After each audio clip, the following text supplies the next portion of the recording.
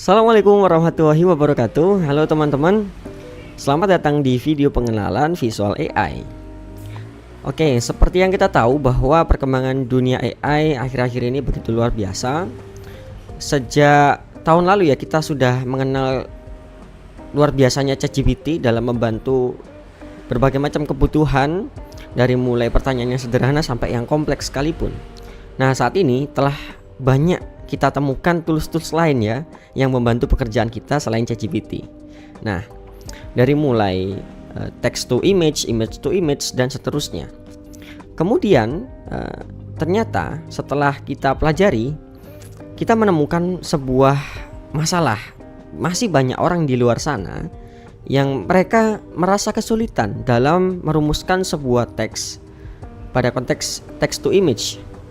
Mereka menginginkan sebuah gambar yang ada di imajinasi mereka, namun mereka kesulitan untuk menghasilkan gambar tersebut karena tidak tahu harus menggunakan prompt apa.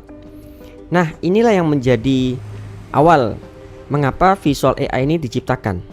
Visual AI ingin memberikan sebuah solusi berupa cara praktis dan juga lebih cepat bagi teman-teman untuk dapat memahami AI dan mempraktekkannya secara langsung tanpa harus mempelajari begitu mendalam.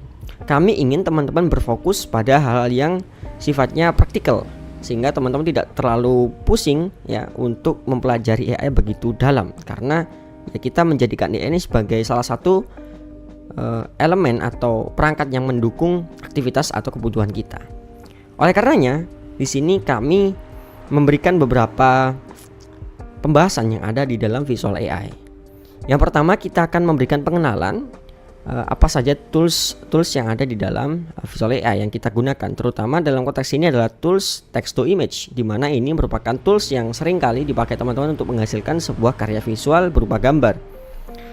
Kemudian kita juga akan menjelaskan tentang bagaimana lisensi penggunaan AI. Nah, kalau kita melihat banyak sekali sekarang orang-orang yang menjual karya AI ya, baik itu di situs-situs ataupun secara langsung. Nah, ini kami jelaskan bagaimana masing-masing tools itu punya ketentuannya masing-masing yang kita harus perhatikan.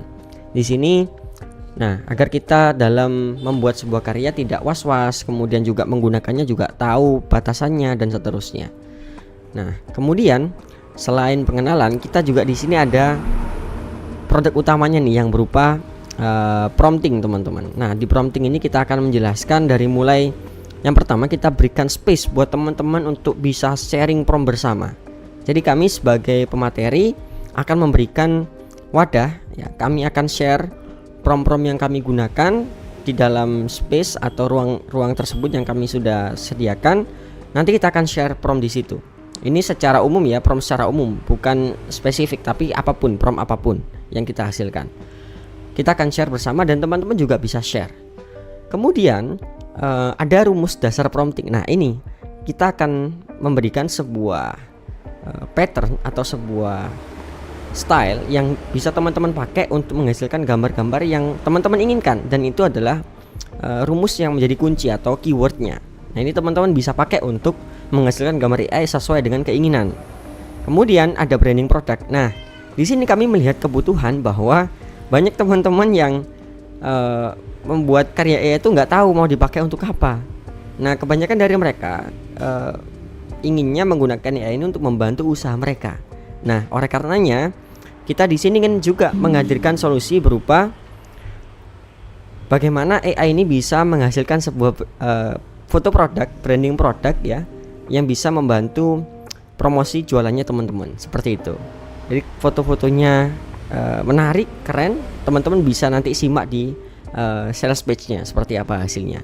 Kemudian selanjutnya adalah karikatur personal. Nah, ini kami temukan juga bahwa kebanyakan teman-teman itu ingin punya gambar atau karya AI yang itu juga menampilkan pribadinya teman-teman, fotonya teman-teman ya. Misalnya sedang bekerja, profesinya apa, dan ingin diubah menjadi wajahnya. Nah, ini kami juga akan share caranya. Kami akan share caranya pada teman-teman sehingga teman-teman bisa menghasilkan karya sendiri dengan wajah teman-teman sendiri atau siapapun itu. Kemudian yang terakhir adalah bagaimana cara membuat logo dan juga maskot produk dengan prompt yang sudah kami sediakan. Nah, ini tinggal teman-teman contek ya, prompt yang sudah kami susun, prompt yang sudah kami coba trial error sebelumnya melewati berbagai proses. Nah, ini tinggal teman-teman copy paste saja promptnya dan ubah-ubah sedikit sesuai dengan kebutuhan teman-teman. Nah, ini akan sangat membantu dan tidak memerlukan banyak waktu ya bagi teman-teman untuk trial error, karena itu sudah kami lakukan. Kemudian kita masuk ke modul selanjutnya, yakni AI hack. Ya, di sini kita akan share trik bagaimana kita tahu prompt dari sebuah gambar. Nah, ini nih, kebanyakan mungkin dari teman-teman sering kali lihat gambar, pengen tahu promptnya tapi bingung. Nah, ini ada triknya nih, gimana caranya kita bisa tahu prompt dari gambar tersebut. Nah, ini akan kita share juga di AI hack ini. Kemudian yang kedua, bagaimana cara membuat gambar AI yang konsisten. Pernah nggak teman-teman melihat sebuah karya AI yang mana menampilkan wajah yang sama, konsisten, atau style dan karakter yang sama? Nah, di sini kita akan menyampaikan bagaimana caranya teman-teman bisa memanfaatkan fitur dari sebuah tools AI yang mana bisa menghasilkan gambar yang konsisten. Nah, itu akan sangat menarik ya untuk dipelajari. Kemudian yang ketiga, cara membuat kualitas gambar AI menjadi high definition. Seperti yang kita tahu bahwa biasanya kalau kita mendownload gambar AI dari tools-tools yang mainstream, kualitasnya rendah teman-teman. Nah, ini akan kita share bagaimana cara menaikkan kualitas gambar AI-nya dari yang kualitas rendah menjadi high definition. Dan yang terakhir, kita akan ada beberapa update ke depannya, yakni bagaimana cara membuat video ya dari gambar AI dan juga trik meminta bantuan Pinterest untuk menghasilkan karya AI. Nah, ini suatu materi yang fresh dan terbaru ya. Mungkin teman-teman juga baru tahu soal ini gitu. Nah, insya Allah ini akan kita sampaikan di Visual AI. Itu saja pengenalan Visual AI. Semoga teman-teman paham tentang penjelasan dari Visual AI yang sudah saya jelaskan dan memutuskan untuk mengambil Visual AI sekarang juga, terutama di masa launching, karena tentunya harganya akan lebih terjangkau daripada setelah launching. Dan amankan segera, karena ya ini adalah momentum bagi teman-teman untuk mengetahui lebih dulu kecanggihan AI dan menerapkannya. Dan enaknya lagi, nanti kita akan sediakan lisensi yang bisa teman-teman jual kembali, dan kami yang akan menyediakan support bagi member-member teman-teman semuanya. Jadi nggak usah khawatir. Selain itu juga ada lisensi personal yang teman-teman bisa pakai untuk pribadi. Oke, terima kasih. Jangan lupa amankan Visual AI segera. Assalamualaikum warahmatullahi wabarakatuh.